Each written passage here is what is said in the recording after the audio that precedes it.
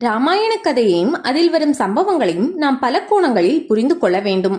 முதல் கோணம், பகவான் மகாவிஷ்ணு ஸ்ரீ ராமச்சந்திரனாக அவதாரம் செய்தார்.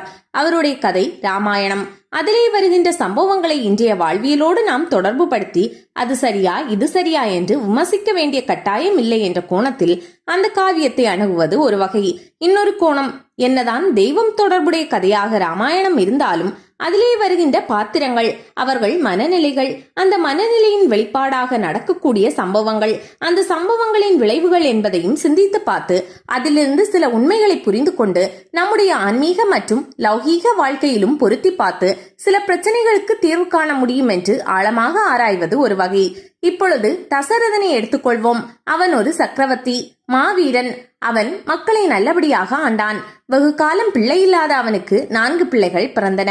அந்த 4 பிள்ளைகளில் அவன் மிக அதிகமாக பிரியம் வைத்தது மூத்த மகனான ராமனிடம்தான்.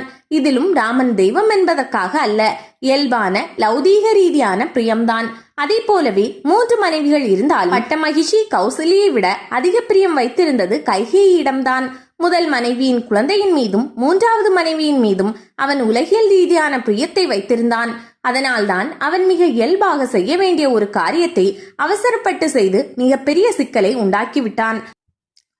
தான் மிகவும் பிரியம் கொண்டிருந்த கைகேயின் பிள்ளையான பரதன் மாமன் வீட்டிற்கு சென்றிருக்கும் வேளையில் மிக மிக அவசரமாக அவன் ராமட்டாபிஷேகம் செய்வதற்கு பல காரணங்கள் இருந்தாலும் 2 காரணங்கள் முக்கியமானவை. தன் வாழ்நாள் குறித்த அச்சம், அதற்கு தகுந்தபடி அவனுக்கு தோன்றிய கனவுகளும் சகுனங்களும், பரதன் மூலம் ஏதேனும் இடையூறு வருமோ என்கிற ஒன்று.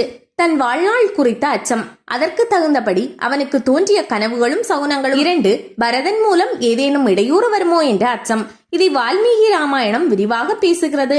இவை 2ம் மகாவீரனான அவனுடைய மனதில் அச்சத்தின் வெளிப்பாடுதான். இதை ராமனிடமே தசரதன் கூறுகிறான். இந்த பட்டாபிஷேக நிகழ்ச்சி சரியாக சிக்கலின்றி நடக்குமோ என அஞ்சுகிறேன். என் உயிருக்கும் ஆபத்து இருப்பதை உணர்கிறேன். என் ஜென்ம நட்சத்திரத்தை ராகு, சூரியன், செவ்வாய் முதலிய கிரகங்கள் ஆக்கிரமித்து இருப்பதால் உயிர் கஷ்டம் வரும் என்று ஜோதிடர்கள் சொல்கிறார்கள்.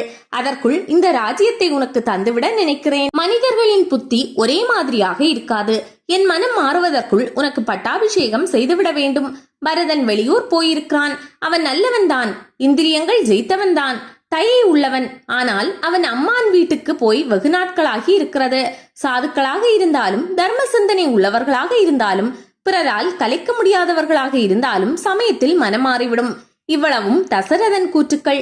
ஆக ஏதோ ஒரு வகையில் தான் திட்டமிட்ட காரியம் நடைபெறாது என்பது அவன் உள்ளுணர்வுக்கு தெரிந்தது. ஒருவனுக்கு வாழ்க்கையை பற்றிய அச்சமும் மரணத்தை பற்றிய அச்சமும் வந்துவிட்டால் அவனுடைய செயல்கள் தடுமாற்றத்தை தரும். வீரனாக அனுபவம் மிக்கவராக இருந்தாலும் குழப்பமே மிஞ்சும். அவனால் மிக துல்லியமாக முடிவுகளை எடுக்க முடியாது என்பதற்கு சிறந்த உதாரணம் தசரதன். அவன் மிக சிறந்த நிர்வாகியாகவும் தனக்கு அந்தரங்க ஆலோசனை கூறக்கூடிய நுட்பமான மந்திரிகளையும் ஆலோசகர்களையும் வைத்திருந்தாலும் கூட தசரதனின் மனநிலையை மட்டும் புரிந்து கொண்டு அவர்கள் ஆலோசனை கூறினார்களே தவிர அவன் தீர்மானத்திலிருந்து சில சிக்கல்களை எடுத்துரைக்கவில்லை.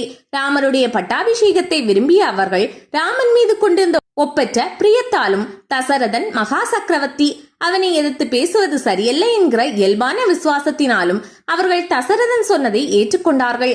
ஏன் வசிஷ்டரோ மற்றவர்களோ, அரசே, ராமருக்கு பட்டாபிஷேகம் செய்வது இருக்கட்டும், நீங்கள் பரதனுக்கு முதலில் செய்தி சொல்லி அனுப்புங்கள்.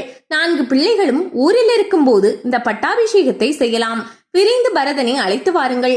எங்கே போய் விழப்போகிறது ராமனுடைய பட்டாபிஷேகம் என்று ஒரு ஆலோசனை சொல்லி இருந்திருக்கலாம். ஆனால் அப்படி சொல்லவில்லை அவர்கள்.